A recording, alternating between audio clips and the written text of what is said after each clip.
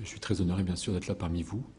Je ne sais pas si vous allez avoir ma représentation de slides PowerPoint. Est-ce que vous l'avez? Oui, très bien, merci. Donc, mon propos, c'est bien sûr la biométrie. C'est un sujet qui est très en vogue. C'est un sujet qui, même le nom lui-même, est tout à fait nouveau. Et on va essayer de l'introduire dans un axe historique, dans un cadre qui est très particulier, qui est donc lié au temps. Ensuite, je vais développer assez longuement ce que sont les axes de développement de la biométrie de ces systèmes. Pourquoi ils apparaissent, quelles sont leurs finalités techniques, quelles sont les modalités que vous pouvez éventuellement rencontrer ici à l'exposition, mais également ailleurs, et ce que d'autres pays, d'autres opérateurs mettent en place. J'ai passé un certain temps pour essayer d'expliciter les fondements techniques du calcul biométrique. Et c'est un sujet très, très passionnant, un peu complexe.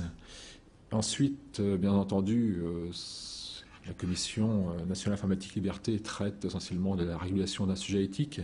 Et les questions éthiques, nous les avons tous en tête. Enfin, en tout cas, une grande partie. J'ai essayé également aussi de mettre un peu de clarté, d'ordonnancement et d'importance suivant les sujets des questions éthiques. Enfin, puisque nous sommes dans un cycle qui traite de l'identité, j'ai essayé de brosser effectivement la place que peut avoir l'identité, ou plus exactement l'identification biométrique dans ce monde d'identité numérique. Et qu'est-ce qu'on peut en dire? Vous verrez qu'il y a beaucoup de questions ouvertes, c'est même essentiellement des questions extrêmement ouvertes. Alors, ce cadre historique de la biométrie, il vient de très très loin. Il vient de l'Antiquité. Les Chinois, les Babyloniens on suppute en tout cas qu'ils utilisaient des éléments d'empreinte digitale pour authentifier des documents ou des objets. Et puis, même durant les temps moyenâgeux, etc., il y a eu certaines utilisations de l'usage de l'empreinte digitale. Globalement, on peut dire quand même que c'était des approches extrêmement intuitives du sujet. On n'avait pas un travail scientifique véritablement consistant. Et puis le terme, anthropométrie est resté finalement très scientifique. Alors, par contre, on a quand même, dès la Renaissance, mais bon, ça s'est extrêmement accéléré au milieu du 19e siècle en Grande-Bretagne, où des travaux fondamentaux ont été faits sur l'empreinte digitale. Ils ont été faits aussi pour d'autres mesures de l'homme, ce qui correspond en fait au terme de biométrie, c'est-à-dire des mesures du vivant. On parlait effectivement des mesures des tailles, diverses du corps, du crâne, des os, et ainsi de suite. Mais également, on a recherché, entre autres, c'est l'un des travaux de Galton, Francis Galton, qui est connu pour d'autres sujets, entre autres. Donc, qui a introduit en fait une certaine certitude sur la nécessité de l'empreinte digitale. Et derrière, la société s'en est emparée, je dirais, pour essayer de trouver une valeur sociale. Et en fait, on a trouvé une application directe que vous connaissez tous, c'est bien sûr la recherche de l'identification dans le monde judiciaire, ce qu'on appelle l'identité judiciaire. Ça s'est développé vraiment au tournant du siècle, de l'Argentine, puis après en France, aux États-Unis, ce qu'on appelait le bertillonnage. Alors donc, jusque-là, donc, on a essayé, dans le cadre très spécifique de l'anthropométrie judiciaire, d'exploiter ce genre de système pour des populations, encore une fois, qui étaient très très limitées et bien classifiées. Bon, c'était des criminels. Et on a une première mutation technologique, révolution technologique importante qui se fait dans la première partie des années 60. C'est l'informatisation. Et on informatise les bases biométriques des polices, en l'occurrence les Américains bien sûr, qui ont été les premiers, les pionniers en la matière. Et puis les États le font assez rapidement, enfin plus ou moins rapidement en l'occurrence, au cours des années 70 et 80. Alors, c'est une rupture technologique, mais ce n'est pas encore une rupture sociétale. C'est qu'on est toujours dans la même logique, on a des individus particuliers qu'on a repérés, particulièrement qu'on souhaite identifier et réidentifier à l'avenir dans une catégorie à part. Le reste de la population, bien sûr, n'est pas concerné. Et on a une première mutation, je dirais, de la finalité par une simple dérive. C'est au cours des années 90, pour simplifier sur les pays, c'est l'utilisation de la même technologie pour un cadre qui n'est plus judiciaire, mais pour un contrôle de l'immigration ou éventuellement surtout des demandeurs d'asile au niveau européen, ça s'appelle. Et c'est ce qu'on appelle, en fait, grosso modo, c'est ce que je marque dans mon exposé, en tout cas, comme étant le début de l'anthropométrie automatisée. La biométrie, sa véritable définition, en fait, c'est d'être une anthropométrie automatisée. Bon, alors pourquoi un intérêt nouveau aujourd'hui? Parce que, bon, deux sujets très particuliers d'application d'État, donc domaine policier et judiciaire, puis éventuellement un contrôle d'immigration de demandeurs d'asile. On a également donc des nouveaux organismes qui utilisent la biométrie. Il y a une offre industrielle extrêmement large qui est maintenant au niveau international. Et nous avons des particuliers jusqu'à des États, en passant par différents types d'associations publiques, privées, entreprises qui utilisent le système biométrique. Alors ce soir, je ne parlerai pas de l'ADN. Pourquoi l'ADN est une biométrie? Parce qu'effectivement, elle permet de... Je vais revenir après, ce sujet du rapport qu'il y a entre biométrie, identité et identification. L'ADN est une biométrie dont l'origine technique est du ressort du monde de la biologie, des biologistes. Les systèmes dits biométriques sont des systèmes industriels qui ont été développés par, simplifions, des informaticiens, des électroniciens. Le prix des composants électroniques, les capteurs, les différents types d'appareils photo, puisqu'en fait, vous allez voir que beaucoup des capteurs sont basés sur la photo, ont dramatiquement baissé depuis 20 ans, et c'est un phénomène, je dirais, à la fois de recherche de laboratoires publics et privés, et surtout de cette baisse de prix qui provoque, je dirais, une certaine offre aujourd'hui. Alors la définition, je l'ai introduit juste avant, c'est bien sûr l'anthropométrie automatisée. Donc plusieurs types d'acteurs, privés, publics, qui exploitent ce type de système. Et donc on arrive de façon assez diffuse, assez lente d'ailleurs, jusqu'à aujourd'hui à avoir donc, des systèmes qui sont utilisés jusqu'à des cantines scolaires. Alors, on va essayer d'analyser pourquoi ça se produit maintenant et pourquoi un certain nombre de questions se sont posées, je dirais, depuis 2 ou 3 ans. Alors, il y a un développement des systèmes biométriques, il y a un développement des applications biométriques. Et dans mon propos, de façon très synthétique, je vais essayer de vous donner les 3 axes sur lesquels ils se développent. Alors, nous avons 2 fonctions qui sont recherchées. C'est celle d'identification et celle d'authentification. Alors, je vais essayer de développer un peu plus loin ce qui en résulte, mais cette différenciation est très très importante pour apprécier, je dirais, la finalité de ces systèmes.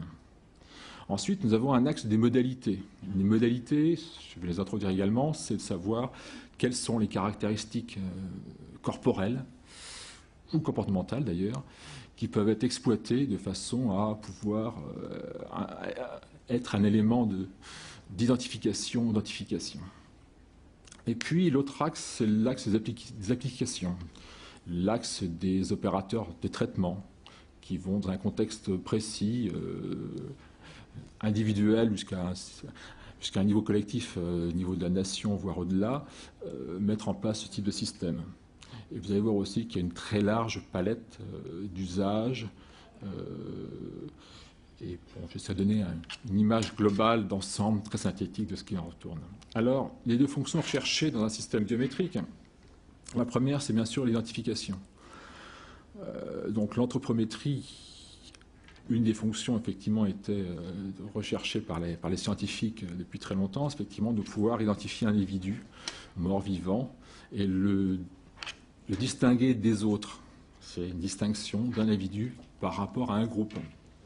Alors on peut avoir un groupe qui peut être extrêmement grand, mais ça peut être des élèves, encore une fois, d'un lycée, mais ça peut être bien sûr au niveau d'un pays, au niveau d'un groupe de criminels. Et, bon, et alors on parle d'un procédé de 1 pour 1. De 1 pour n, pardon. 1 pour n, n étant le symbole de l'ensemble, du groupe, du nombre, ce groupe étant plus ou moins grand, encore une fois.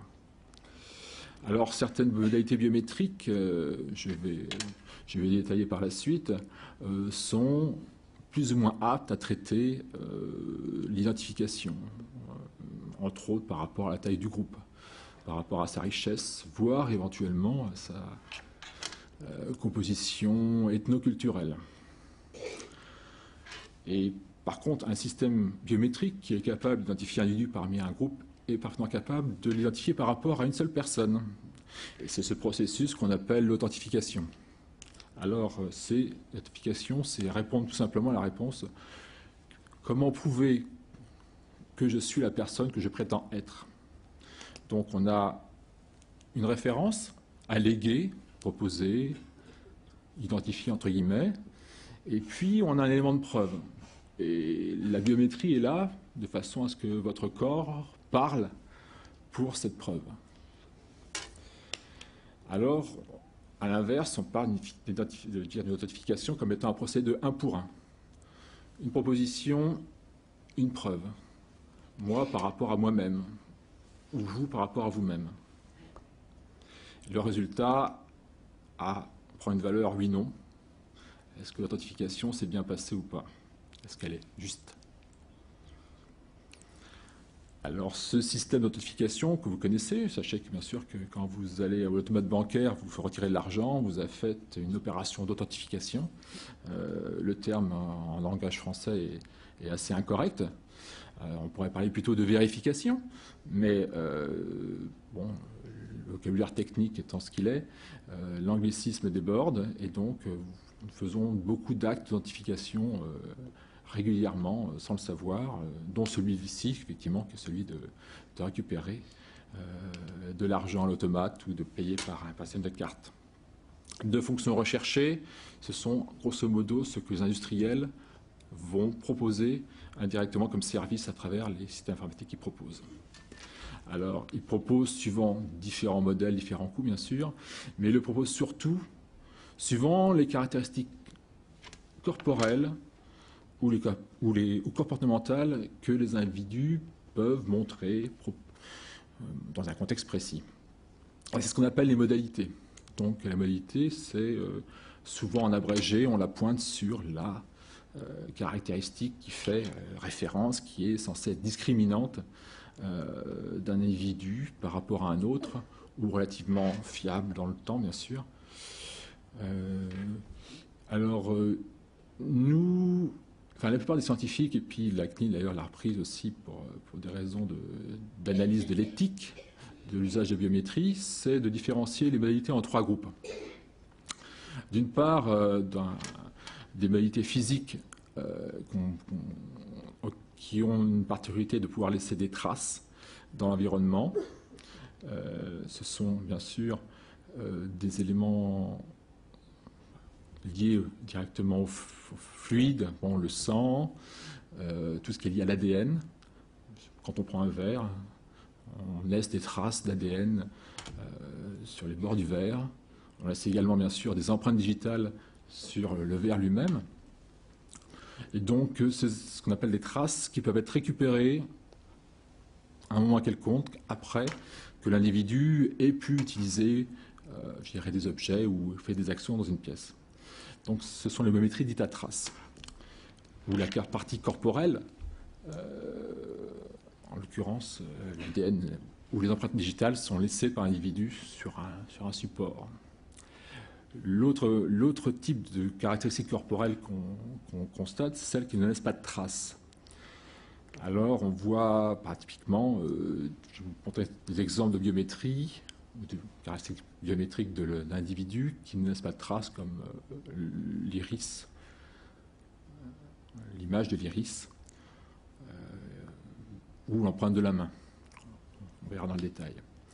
Et il y a une troisième catégorie qui est assez particulière, qu'on appelle les biométries dites comportementales. Alors, c'est du domaine fondamental de la recherche.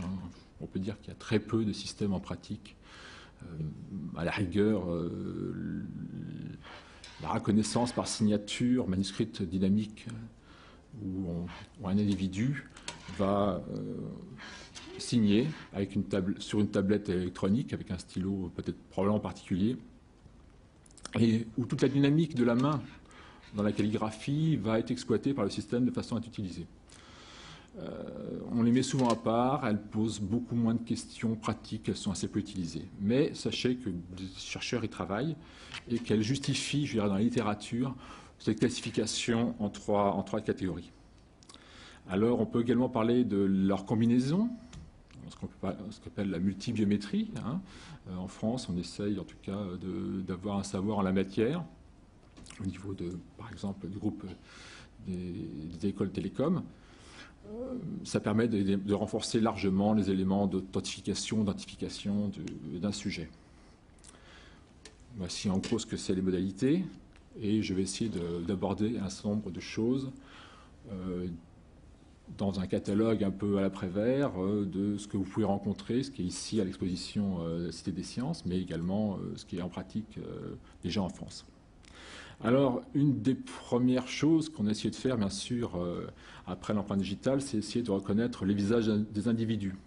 Naturellement, nous reconnaissons nous-mêmes plus ou moins facilement, mais assez naturellement, nos congénères, nos proches, les personnes que nous rencontrons dans la rue, pour la première fois ou pas. Et nous essayons, l'être humain, c'est une caractéristique anthropologique de l'espèce quelque part, d'analyser et de reconnaître les visages des personnes. Alors, donc les industriels proposent, alors je ne ferai pas un détail des systèmes, ils sont assez nombreux, actuellement en expérimentation pour les entreprises, également bien sûr pour la police, pour les applications de nature policière plus exactement. Différents types de systèmes. Le premier d'entre eux est là, bien sûr, l'essai d'identification de visages de type photo d'identité. Donc ces visages qui ont un avantage d'être très cadrés, d'être très standardisés, avec un éclairage précis. Et on essaye, le système biométrique va essayer d'analyser un certain nombre de points caractéristiques des visages. Alors, à titre indicatif, donc ce sont les deux coins d'un œil, donc multiplié par 2 pour les 2 yeux. Ce sont le point des narines, ce sont aussi les points éventuellement derrière les narines, qui laissent une trace d'ombre assez intéressante. Ce sont bien sûr les points caractéristiques de la bouche. Et surtout la distance qu'il y a entre ces points caractéristiques. Donc les chercheurs en laboratoire ont montré qu'il y avait quand même une corrélation, une certaine stabilité entre ces dimensions, mais qu'en multipliant ce type de points, on pouvait espérer avoir une certaine fiabilité des résultats. Alors, on peut l'appliquer dans le monde de deux dimensions, mais également dans 3 dimensions. C'est aussi les essais de recherche d'un individu dans une foule. Pour l'instant, je vous en parlerai plus tard sur la fiabilité de ce type de système, mais c'est encore des domaines de la recherche assez fortes. La reconnaissance du locuteur, également anthropologiquement, on a aussi l'habitude de reconnaître les individus que nous connaissons à leur voix. Et les machines essayent également d'identifier des individus à la voix. Alors, une première remarque, c'est qu'on différencie les systèmes d'identification du locuteur des systèmes d'identification, de reconnaissance de la parole. Le deuxième type de système, de famille de systèmes, s'attache à reconnaître une sémantique dans les propos d'une personne, d'un individu. Alors que le premier, la reconnaissance du locuteur, s'attache bien effectivement, et c'est pour ça qu'il se rattache à la famille symbiométrique, à identifier ou à authentifier un individu. Alors, comment ça se passe? Eh bien, il y a des techniques assez particulières qui sont basées sur l'analyse indirecte du système phonatoire, de l'appareil phonatoire de chaque personne. Et assez curieusement, dans la littérature technique, si vous cherchez un petit peu, vous verrez que même en cas de rhume et même de laryngite légère, le système phonatoire laisse une trace physique dans un enregistrement. Voilà. Donc, alors bien sûr, ces systèmes sont assez peu utilisés à l'heure actuelle pour une raison pratique, effectivement, c'est qu'on a du mal à à empêcher ce qu'on appelle le rejeu. Si vous enregistrez bien sûr la parole d'un individu, d'une personne, d'un proche, vous pouvez facilement tromper un système. Alors, bon, l'avenir, ça sera sûrement de combiner la reconnaissance de la parole, c'est-à-dire la reconnaissance de la sémantique de la parole, et la reconnaissance du locuteur, le système invitant une personne à prononcer une phrase au hasard, enfin en tout cas que l'individu ne sait pas a priori, qui ne pourra donc pas être enregistrée et produite.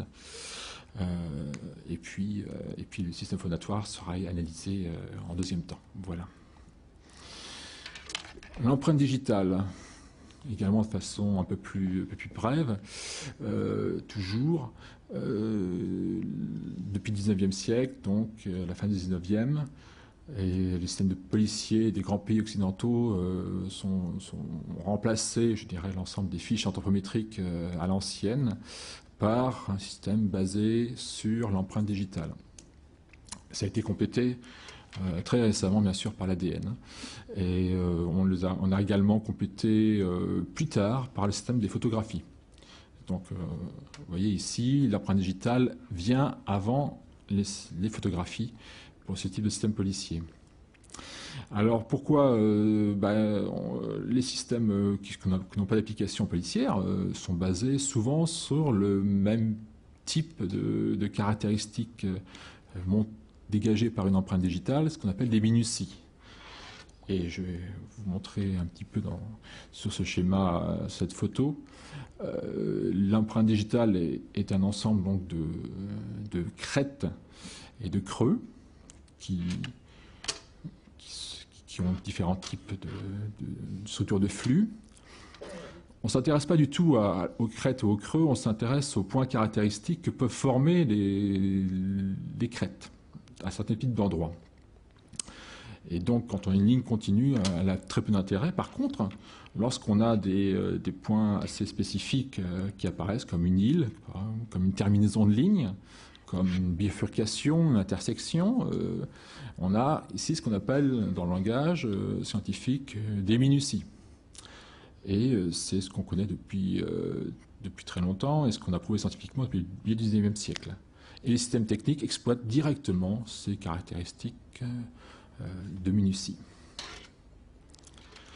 Alors, l'empreinte digitale, j'y reviendrai plus tard, est celle qui est le plus utilisée actuellement dans les applications civiles, ordinaires, des systèmes biométriques.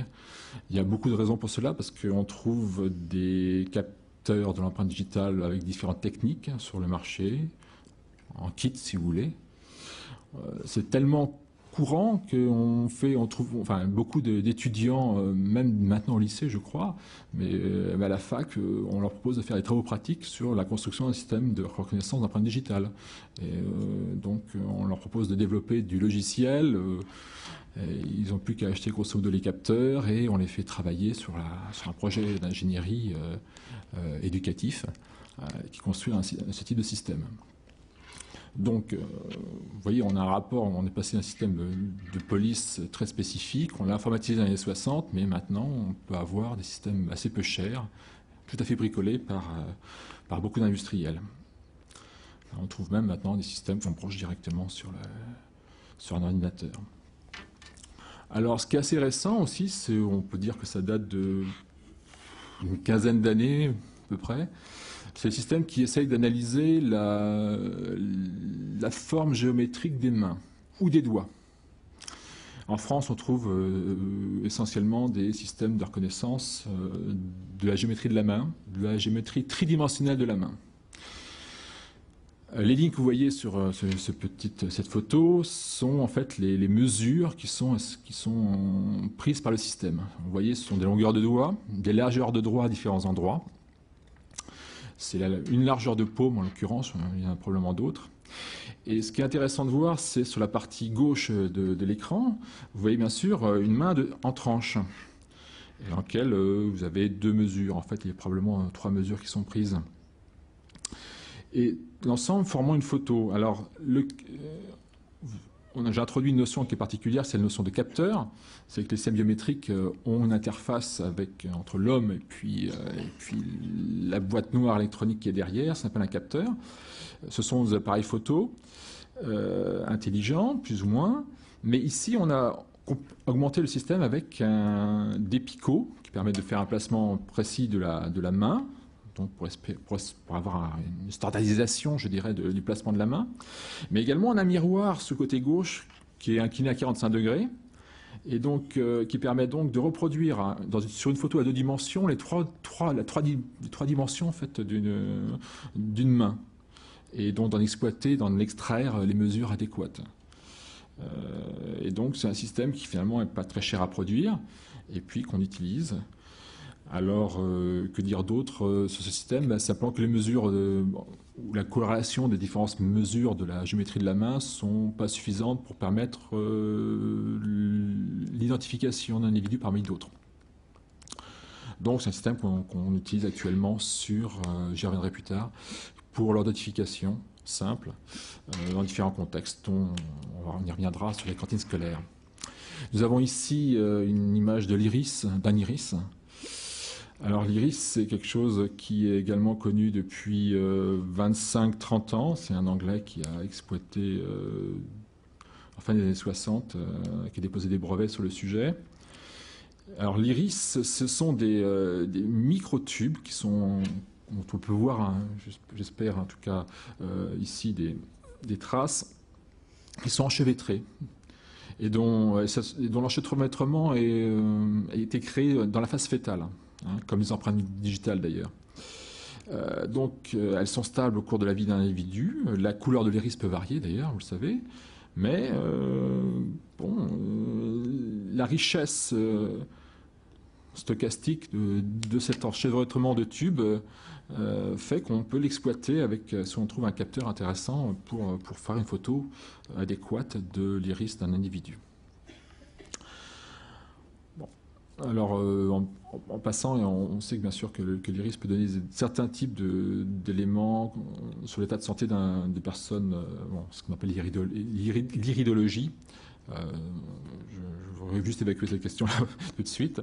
Et le moyen, bien sûr, de capteur, c'est un appareil photo intelligent qui utilise un rayon infrarouge. Intelligent, pourquoi? Parce qu'il va essayer de rechercher l'œil sur une personne.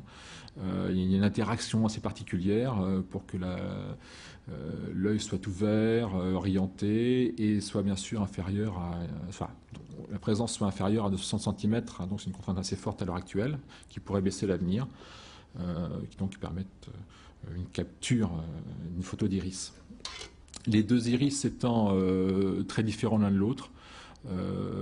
Je reviendrai après sur les fiabilités de ces 2 systèmes qui correspondent aussi à la différenciation d'individus par rapport à un autre.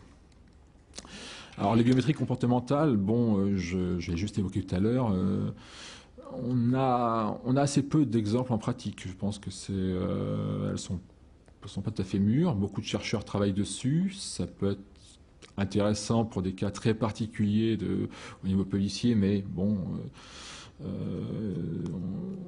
exemple, la frappe au clavier, c'est d'un intérêt sûrement intéressant, mais extrêmement limité. On essaye d'en inventer d'autres. Quelqu'un a parlé du clignement de l'œil. Je les mentionne. Vous avez peu de chances de trouver en pratique ce genre de système. Alors, c'était un catalogue de modalités.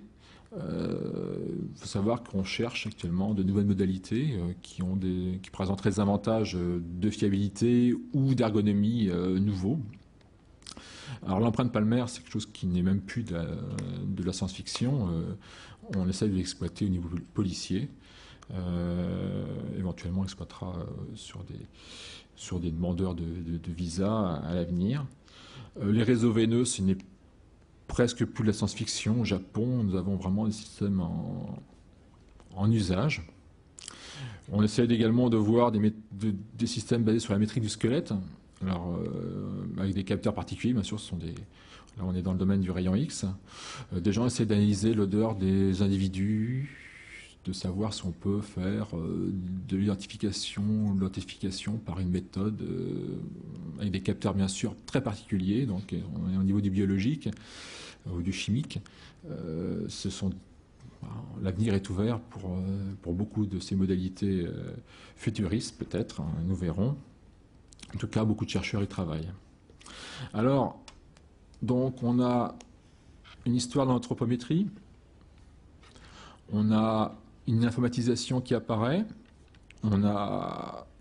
dû à cette informatisation, on a des finalités qui sont nouvelles qui apparaissent, donc on étend un peu à des populations qui sont plus de domaine du contrôle judiciaire ou de la recherche judiciaire. On a une industrie qui, pour des raisons à la fois de baisse des composants, de chute des brevets, de développement global de l'informatique, propose des solutions techniques. Et puis, il y a ces solutions techniques ont beaucoup d'avantages et des inconvénients, j'y reviendrai plus tard. Mais j'essaie de faire un très large balayage de ce qu'on peut trouver actuellement en application dans le monde. Vous allez voir, c'est aussi un inventaire à l'après-vert, alors là, au sens propre du terme, de choses qu'on peut trouver, un type d'informations qui sont venues vers nous quand on a voulu faire des études sur la véritable utilisation de ce genre de système. Alors, on trouve maintenant, ça c'est en place, des systèmes de contrôle d'accès individuel à des téléservices financiers. C'est pour remplacer le login password, donc le mot de passe, l'identifiant mot de passe que vous utilisez peut-être sur Internet.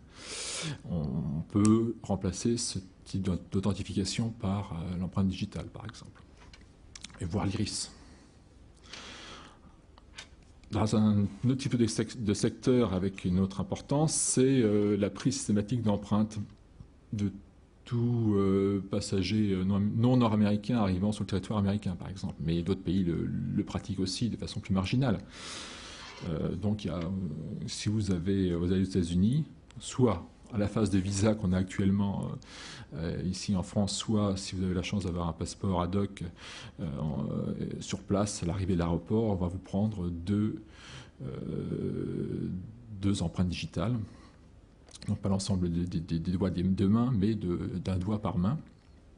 A priori l'index. Ça concerne également aussi nos compatriotes polynésiens qui viennent en France, que beaucoup passent par Los Angeles en transit, et ils ont également cette opération à effectuer. On trouve aussi en expérimentation assez large, enfin je ne sais même plus si on peut appeler ça de l'expérimentation, c'est du paiement sans carte. Donc prendre de l'essence et puis ne plus avoir à proposer une carte, entrer une carte, mais juste à mettre son doigt sur la pompe ou également sur le caddie ou au passage une caisse virtuelle où la caissière a disparu, où elle est encore là éventuellement, mais bon, tout ça par empreinte digitale. On a également une facilité d'accès pour des voyageurs fréquents dans un aéroport. Alors ça, c'est une finalité qui est différente de celle du contrôle de la police des frontières américaine, mais simplement, c'est permettre de simplifier le contrôle des papiers. Ça se fait souvent en Europe et aux États-Unis, souvent. Beaucoup d'expérimentations ont lieu. On a des systèmes d'identification et vérification pour des prestations sociales. Et ça, c'est en place depuis très très longtemps, depuis souvent voire plus de 10 ans, donc dans des pays comme l'Afrique du Sud, comme certains États américains. On constate que les SDF, par exemple, n'ont pas de papier, donc on essaie d'exploiter, en fait, de les identifier ou de les authentifier à partir de leur corps. Pareil pour des populations de brousse en Afrique du Sud, qui reçoivent une allocation via ce genre de système.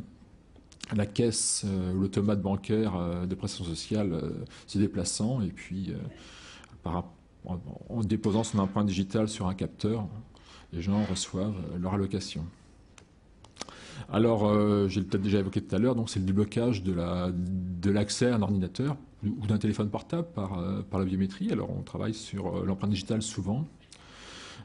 Pour ce qui est de l'ordinateur, il y a des essais qui ont été faits avec l'iris. Et puis, pour le téléphone portable ou ordinateur, si vous avez une webcam par exemple, utilisez la téléphonie sur Internet par exemple, vous pouvez utiliser la caméra, et puis on trouve même des systèmes à acheter le logiciel à intégrer directement, qui permettra éventuellement donc d'accéder à votre ordinateur. C'est vraiment de l'ergonomie personnelle. Un autre cas, c'est la reconstruction de l'état civil du Kosovo par l'ONU. Donc l'ONU administre encore le Kosovo et ils ont voulu reconstruire les listes électorales et l'état civil de ce pays, après l'accident historique que vous savez. Et donc ils ont essayé d'utiliser des systèmes biométriques en exploitant donc un enregistrement des personnes se déclarant sur le territoire kosovar.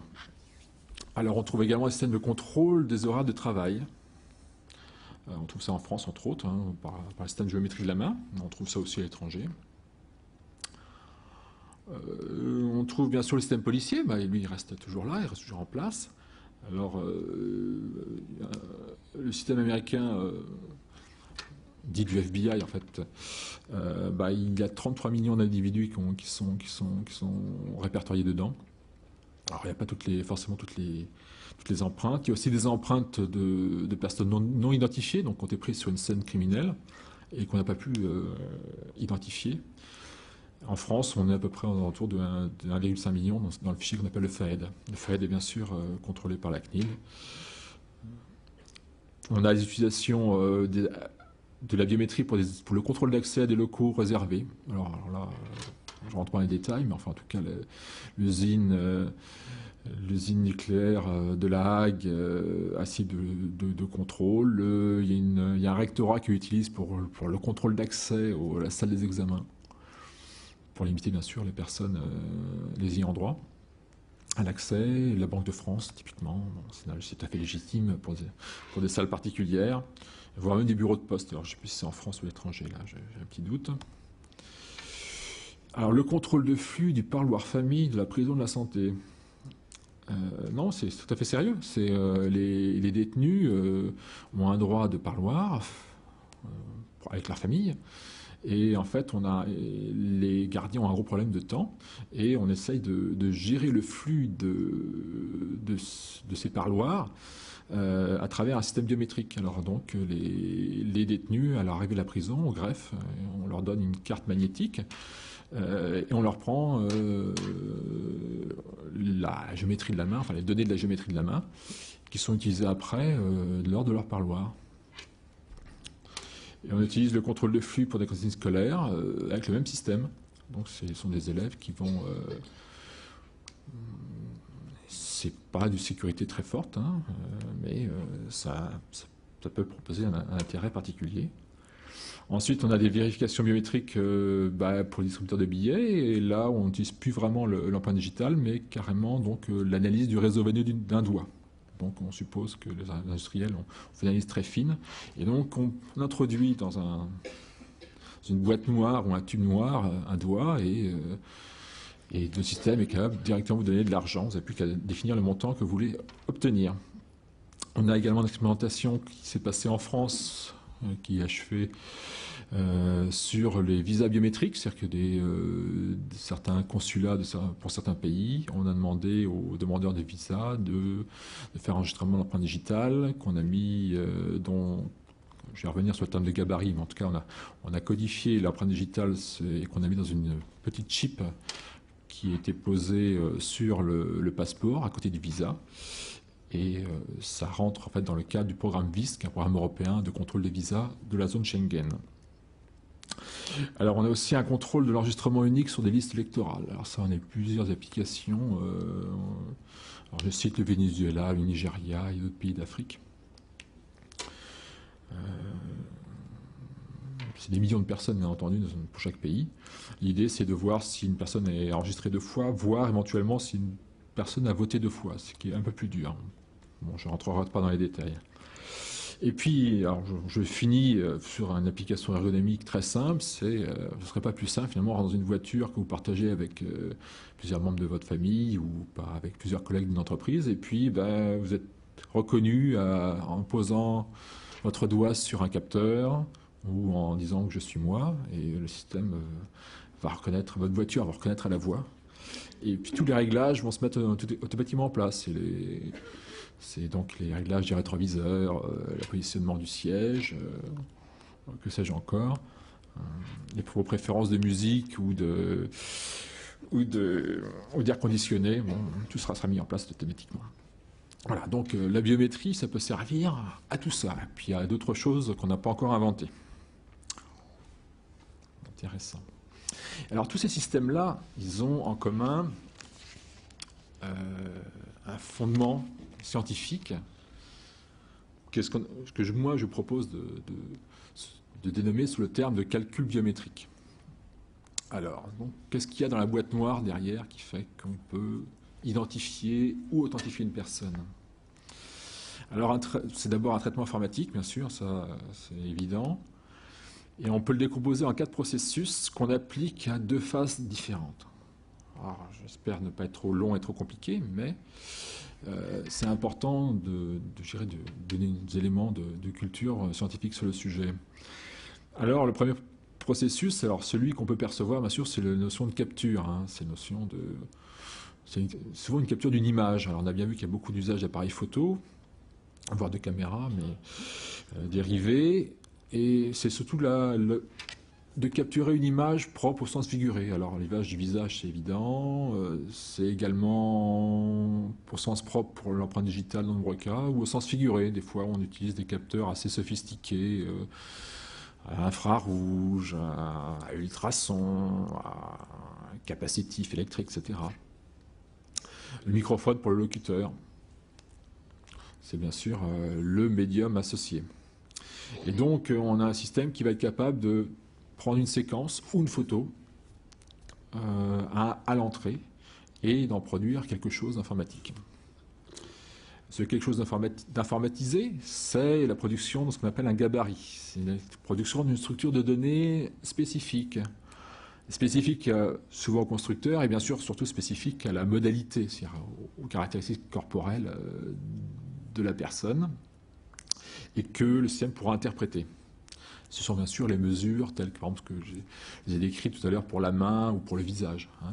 C'est la codification des minuties. Et alors, cette structure de données est absolument nécessaire pour pouvoir faire des comparaisons valables.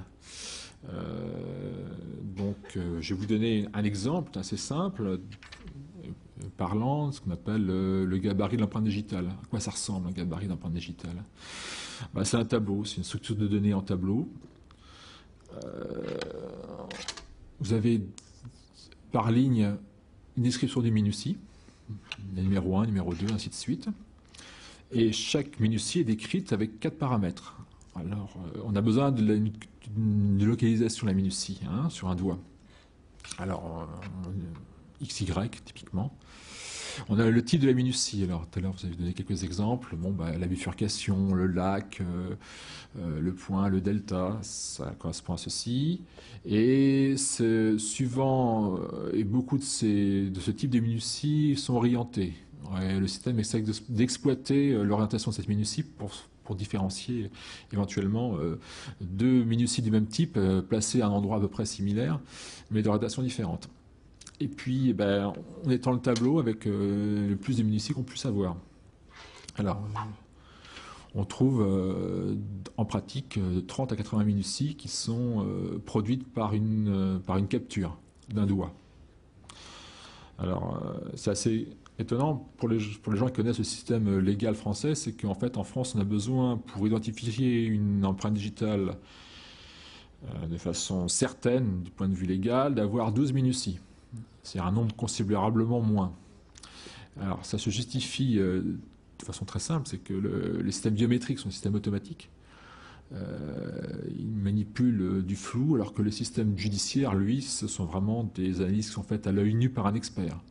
Et jusque dans les années 60-70, on avait des personnels de l'identité judiciaire, qui étaient donc des individus qui faisaient des recherches sur des fiches en papier et qui étaient capables, par rapport à l'expérience qu'ils avaient et leur célérité, de pouvoir rechercher et analyser des milliers de fiches papier d'empreintes digitales pour essayer de rechercher si celle qu'ils avaient en main en recherche correspondait à celle qui était dans l'immense stock qui était là.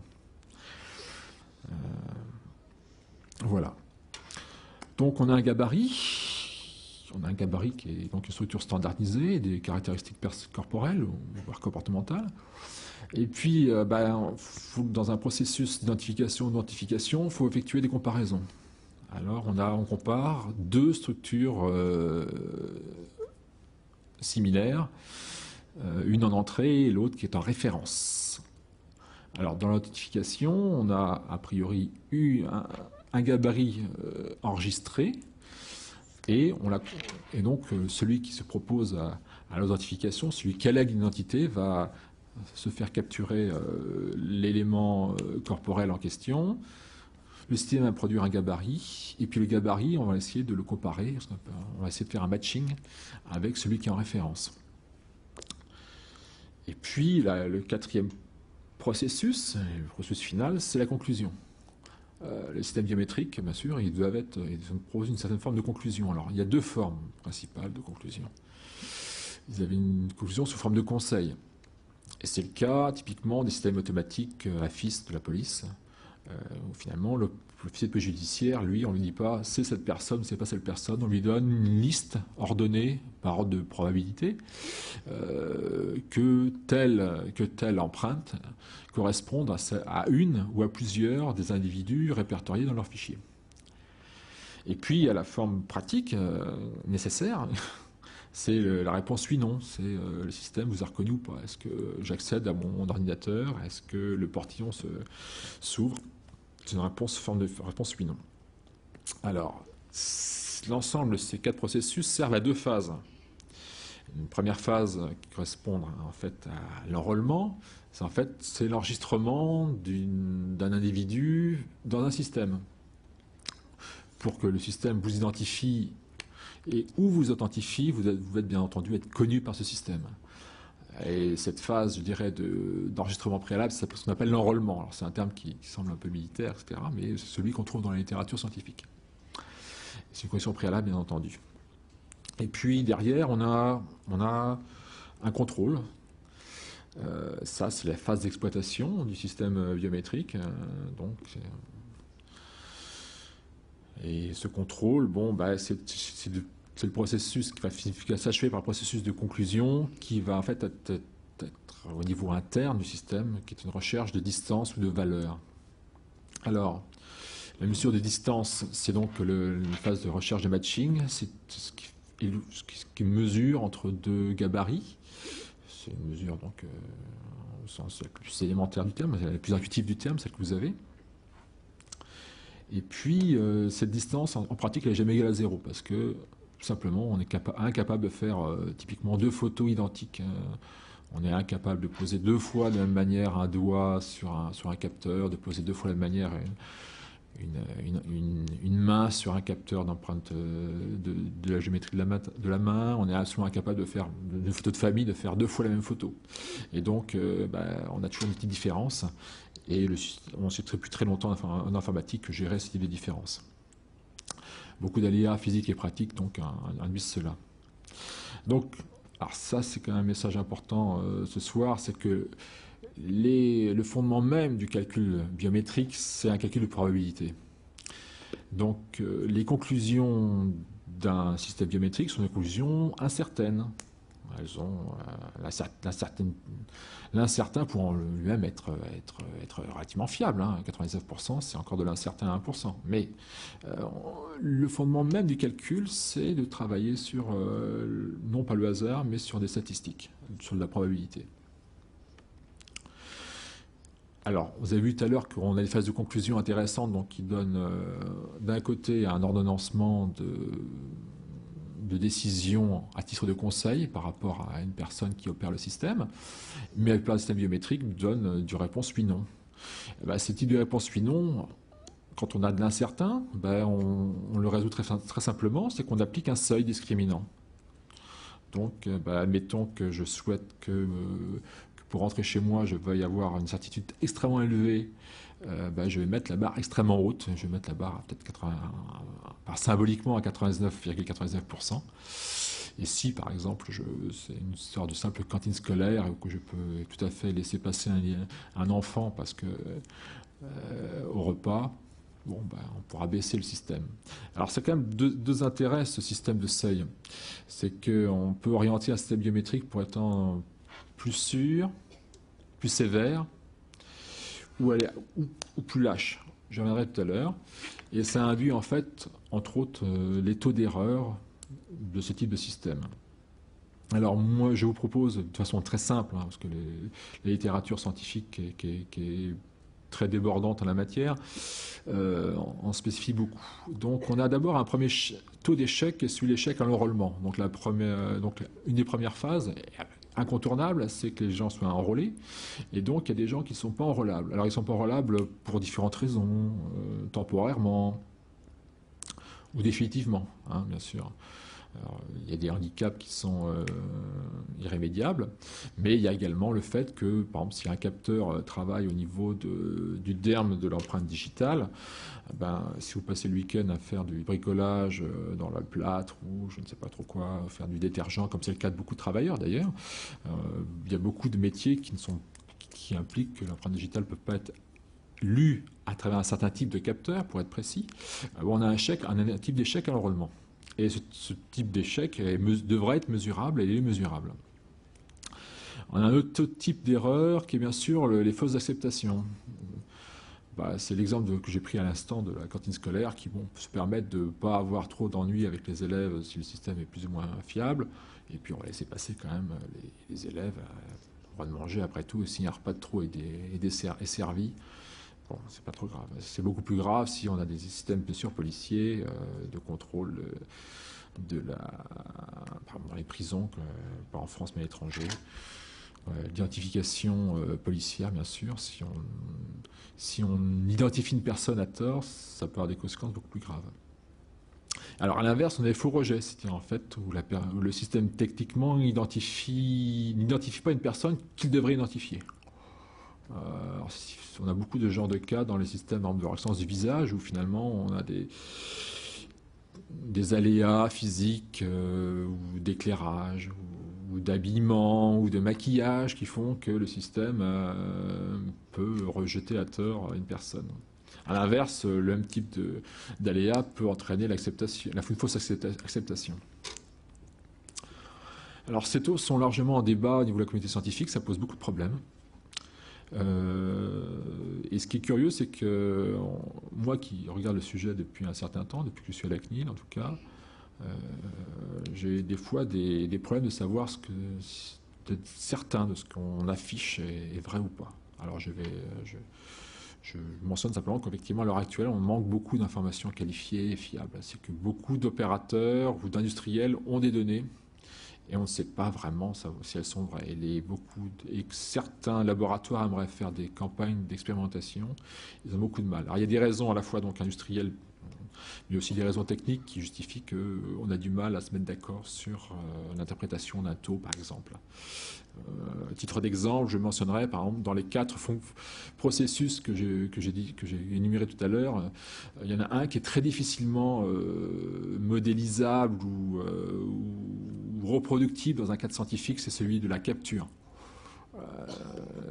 Il est fondamental et c'est l'individu qui est derrière. Donc il faut que, si on veut tester 1 million de captures par un capteur, il faut que 1 million de fois un homme pose son doigt. Et cette phase-là, finalement, en pratique, dans les tests, c'est souvent éludé, par exemple.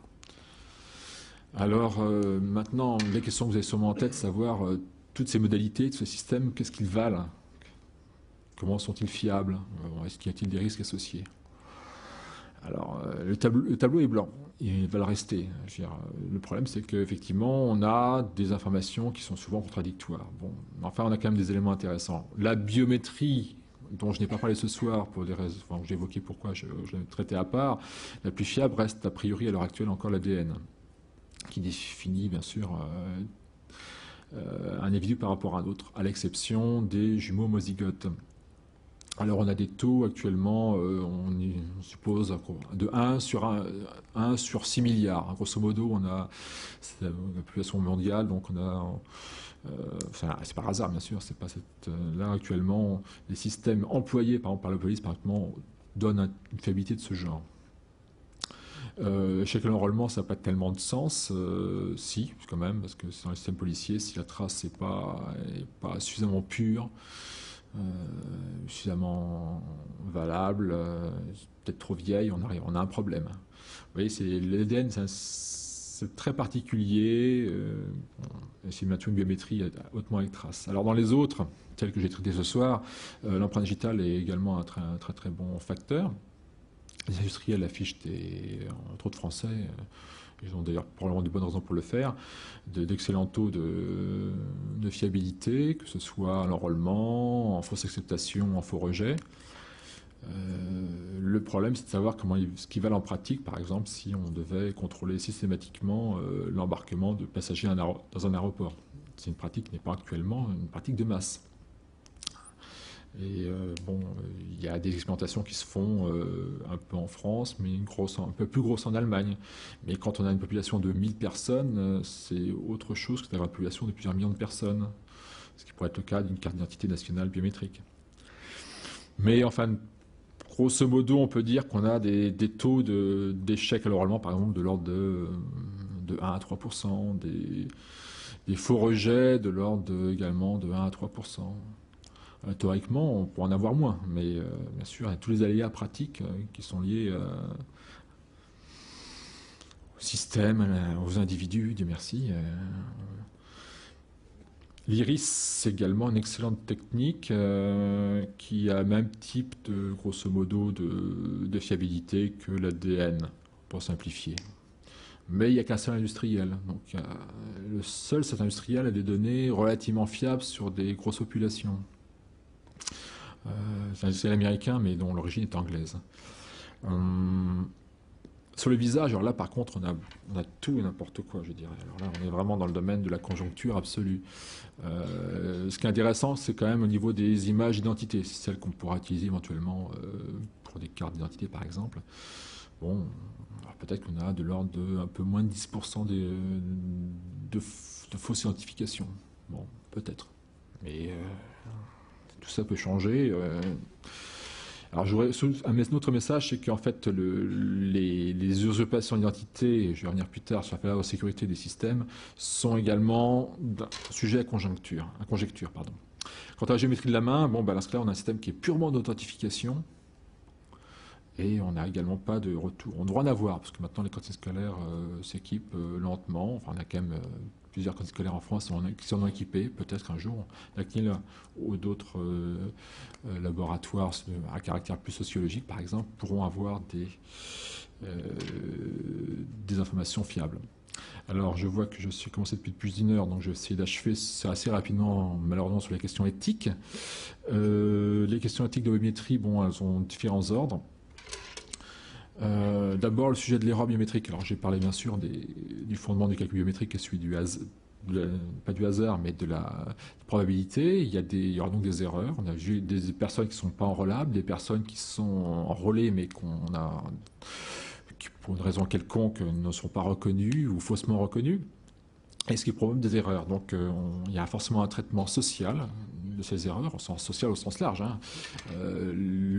L'entreprise, l'organisation ou l'individu qui met en place le système doit prévoir des solutions pour traiter ces cas-là. Hein. Ça ne devra a priori pas entraîner des discriminations. Et puis donc le recours à des issues de secours, à des portes de derrière, ou une personne qui est capable de livrer un accès, ça apparaît nécessaire de toute façon. Juridiquement, les systèmes biométriques, comment se placent-ils ? Est-ce qu'il y a un statut spécial pour les données juridiques ? Et puis, comment est-elle protégée, régulée ? Alors, bien sûr, si la CNIL intervient ce soir, c'est aussi parce que la donnée biométrique est une donnée personnelle. Donc, au même titre que les autres données personnelles, qui sont protégées par la loi de 6 janvier 1978, la loi contre guillemets CNIL. Et le renouvellement de cette loi il y a 2 ans a donné en plus un statut particulier à la donnée biométrique, qu'on considère maintenant sensible. Et le régime juridique qui s'applique, c'est un régime d'autorisation express, c'est-à-dire que la CNIL autorise ou pas des traitements biométriques en France. Alors, à titre d'indication, donc la loi est passée en 2004 et bon, la première année pleine, la CNIL a donné 40 autorisations favorables. Il y a des dossiers qui ont été en cours et rejetés ou autres, mais en 2005, nous avons eu 40 dossiers acceptés par la Commission. Alors, sur quelle base peut-on autoriser, ou la CNIL autorise ou pas un système biométrique? Alors, ça se place dans le cadre général de la protection des données personnelles, hein, et on doit avoir un traitement de données personnelles qui a une finalité bien précise et proportionnée à la finalité. Alors, donc, et ça implique également aussi qu'à part le cas très particulier du système, bien sûr, judiciaire, on a toujours une demande de consentement à faire l'individu, et que lui-même, cet individu, a le droit de faire effacer ces données par l'opérateur de traitement. Et puis la loi également donne une protection particulière, qui est liée à la finalité, c'est d'empêcher le détournement de finalité. Donc si on utilise un système de biométrie pour le contrôle d'accès à une entreprise, il ne doit pas être utilisé forcément pour autre chose que cela. C'est-à-dire qu'on ne doit pas avoir des données biométriques, par exemple. Ça va sans dire, mais bon... Alors, comment la CNIL autorise ou pas des systèmes biométriques? Bon, la CNIL a analysé... c'est pour ça que j'ai introduit tout à l'heure la notion de biométrie à trace, de biométrie sans trace. Les biométries à trace posent un problème. Non seulement elles sont utilisées par la police, mais également par d'autres types d'opérateurs. Et elles favorisent le détournement potentiel des finalités. Et donc on essaye de les limiter et de les contrôler. Et ça a un impact sur nos libertés individuelles et collectives. Alors, tout simplement, c'est que quand la biométrie est à trace, donc on doit avoir un objectif, une finalité sécuritaire claire et affichée, vraiment lisible. Alors c'est pour ça que les systèmes qui sont liés au contrôle d'accès à des salles dans des banques, les sujets d'examen dans un rectorat sont autorisés par la CNIL. Par contre, il serait assez disproportionné de vouloir contrôler par des biométries à traces de façon beaucoup plus large, par exemple les horaires de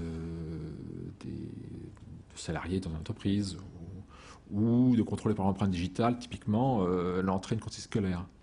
Alors c'est pour cela que la géométrie tridimensionnelle de la main n'a pas ce problème éthique et qu'elle est autorisée. Par contre, si le support du gabarit et dans le contrôle de l'individu, c'est qui est le cas, par exemple, si j'utilise un téléphone portable avec un capteur biométrique pour le libérer de sa sécurité, ou d'un ordinateur, là, il n'y a aucun problème d'utiliser des biométries à traces, parce qu'on estime que la personne, le citoyen, le consommateur, le salarié a un moyen de contrôle sur le système. Toujours, encore une fois, on peut également, la CNIL peut recommander ou imposer des mesures de sécurité technique particulières. Voilà. Alors, ce sont des systèmes de protection, du chiffrement, par exemple. Le support sur la carte, par exemple, du gabarit peut être typiquement une interprétation plus large et plus simple des mesures techniques qu'il faut mettre en place pour protéger une donnée sensible. Je n'ai pas compris ce que vous avez dit. Je n'ai pas compris ce que vous avez dit. Ah, je vais répéter alors. Des mesures techniques peuvent être mises en place. La CNIL les recommande ou les impose éventuellement. L'idée, c'est que pour éviter le détournement de finalité, le système technique, globalement, doit avoir des mesures techniques particulières. Alors, ça peut être de la cryptologie, ça peut être du chiffrement du gabarit, par exemple. Ça peut être d'autres types de formes. Le fait de pouvoir pratiquement emporter son gabarit avec soi sur une carte, par exemple une carte à puce, quelle qu'elle soit, ou le contrôle d'un téléphone portable ou d'un ordinateur portable, est une expression assez large de ce principe, je dirais, de contrôle technique, de sécurité technique, qui peut empêcher un détournement de finalité. Alors, je vais finir sur la partie éthique avec une autre interrogation qui est tout à fait spécifique quand on regarde je dirais, les débats qui ont lieu à l'étranger et en France, c'est le fichier biométrique de population, qui a des buts et des finalités assez précises et qui a aussi qui pose beaucoup d'interrogations. Alors, une définition, c'est que le fichier biométrique de population a pour objet de garantir l'unicité de l'association d'une identité civile, c'est-à-dire patronymique, ou d'un droit, avec une identité biométrique. Et ceci dans un groupe donné. Alors on peut penser typiquement à un corps électoral, c'est-à-dire les électeurs, par exemple, comme c'est le cas au Venezuela, comme c'est le cas au Nigeria, beaucoup de pays, au Brésil, c'est de pouvoir empêcher que des personnes soient enregistrées plusieurs fois avec des identités civiles différentes. Donc c'est de vérifier, de s'assurer d'une bijection entre une entité biométrique et une entité civile. C'est ça le fichier biométrique de population. Alors, ça suppose éthiquement d'avoir à centraliser ou de pouvoir accéder, en tout cas de façon globale, à l'ensemble des gabarits des personnes enregistrées. C'est quand on ajoute une personne au système, on va attester les gabarits biométriques de cette personne avec l'ensemble des gabarits qu'on a déjà enregistrés pour garantir effectivement que ce n'est pas une personne qui s'est présentée 2 fois. Alors on a des coûts et des risques divers. C'est un système bien sûr qu'on le sent bien. Ça peut être effectivement très difficile à mettre en place. Des coûts techniques, des coûts administratifs. Il faut gérer des collisions, parce qu'on a vu qu'on a un taux d'erreur qui était à traiter d'une manière ou d'une autre. Et des coûts également spécifiques à la protection. Alors ça pose des questions qui sont vraiment de l'ordre du rapport machine, bien entendu. C'est de l'individu par rapport à la machine, le rapport à l'identité. Et puis c'est aussi un rapport aussi qu'on a entre un nous par rapport à une communauté nationale, par rapport à une communauté d'individus qui ont un certain nombre de droits. Et c'est pour ça que je dirais c'est un sujet qui est regardé de façon assez attentive, entre autres par ECNIL, mais bon, par d'autres groupes. Alors une question philosophique, donc elle est déjà introduite de facto, c'est savoir c'est quoi la propriété de soi dans un monde de système biométrique. C'est aussi éventuellement, certaines personnes témoignent d'un intérêt, enfin d'une objection à l'intimité, à l'atteinte à l'intimité. C'est quand même quelque chose de nous qui part, on peut penser, on ne sait pas où ça va. Il y a des objections de cette nature-là. Et puis, bien sûr, c'est biométrique, et il y a toujours quelqu'un qui le contrôle. Des fois, c'est nous-mêmes d'ailleurs. On a vu qu'il y a des cas des systèmes type ergonomique, nous sommes maîtres du sujet, du système, mais bon, quand c'est une entreprise ou une collectivité, on n'est plus tout à fait maître du rapport. Le rapport humanité, homme, société, nature, bon, je n'y reviendrai pas dans le détail. Il y a un livre ici sur le présentoir de Morin, donc qui, entre autres, envoie sur ce type d'éléments. Alors, les identités numériques, la biométrie est une facilité d'identification dans le monde numérique, ce n'est pas la seule. Il y a d'autres types de modes pour identifier un individu. Maintenant, nous avons actuellement des possibilités d'être anonyme ou pseudonyme. Le pseudonyme, c'est un anonymat relatif qui peut être levé par une partie tierce. Je me présente indirectement et on me reconnaît. Mais alors, dans le cas de systèmes biométriques, est-ce qu'on pourra toujours à l'avenir avoir ce genre de choses? Bon, c'est une question. Je n'attends pas de réponse ce soir. La protection de l'identité apportée par la biométrie, c'est un sujet intéressant. C'est un des arguments avancés par beaucoup de promoteurs d'applications biométriques. On a quand même beaucoup de questions ouvertes sur la question. La banalisation éventuelle des systèmes biométriques, alors vraiment, nous sommes dans une phase à l'heure actuelle qui est vraiment le début d'une certaine banalisation. On a 40 systèmes autorisés en France pour 2005. Donc, vous voyez, on n'est pas dans une application, dans un développement de masse d'applications à l'heure actuelle. On pense qu'effectivement, on constate qu'il y a un accroissement d'intérêt sur le sujet. Alors, encore une fois, on a de tout. Hein. Je veux dire, les applications personnelles de confort, nous, on ne les traite pas, bien sûr, c'est le domaine du particulier, mais on voit des applications collectives de contrôle de flux, des applications collectives d'identification forte et de sécurité, et puis il y a des propositions concernant le fichier de population biométrique. Donc, on a vraiment un panel, et on est vraiment au début de tout cela. Vitesse de croissance du marché, je viens de l'évoquer. La place exceptionnelle de l'ADN. Alors ça, c'est également une conjoncture. Parce que savoir si l'ADN à l'avenir va rester une biométrie particulière, parce qu'on met d'abord beaucoup de temps à analyser, faire un procédé d'identification par ADN est assez long. C'est plusieurs heures. Alors, je ne rentre pas dans les détails, mais enfin, c'est grosso modo 10 heures. Enfin, des fois, dans certains cas, un peu moins, mais il faut mettre au moins ce temps-là. Donc, ce n'est pas quelque chose de pratique à mettre, typiquement, un contrôle de frontière. Hein. Mais est-ce que cette place-là sera-t-elle toujours spécifique? Est-ce qu'il n'y a pas un procédé qui va pouvoir accélérer ce traitement, cette analyse, cette identification? Bon, on ne sait pas encore. Est-ce que la perception que nous en avons, comme objet, je dirais, un peu sacré du vivant, va rester tel qu'il est? On ne sait pas. Une question que certains se posent, et moi, à titre personnel, sans engager la commission, c'est de savoir si la différenciation biométrique à trace ou avec trace va rester à l'avenir. Alors, j'ai illustré ceci par ces photos que peut-être sur le web nous n'aurons pas. C'est les photos d'une Afghane. Ce sont deux photos de la même femme qui ont été prises à 18 ans de décalage. Elles ont fait la une de la revue National Geographic. Celle de gauche, c'est cette femme à 12 ans, en 1982-84. Et celle que nous avons à droite, c'est cette même femme, 18 ans après. Comment peut-on affirmer qu'il s'agit bien cette femme, il s'agit bien de la même femme? Eh bien, certains ont utilisé le système de la reconnaissance de l'iris, de l'identification par l'iris. Quand vous voyez que les yeux verts, je ne sais pas si ça se voit beaucoup à l'écran, mais sont assez remarquables, et la qualité de la photo est suffisamment fine pour, à travers l'agrandissement, pouvoir déceler et capturer les fameux microtubes dont j'ai parlé tout à l'heure. Et en appliquant donc le système, donc avec un capteur qui passe lui à infrarouge tel qu'on le connaît en pratique sur les vivants, on peut quand même entraîner le système. Et donc certains scientifiques ont affirmé qu'avec un taux peut-être inférieur à celui qui est de 1 pour une dizaine de milliards, mais inférieur à celui qui est le maximum de ce qu'on a actuellement sur les personnes vivantes, mais on peut quand même affirmer que cette personne était la même.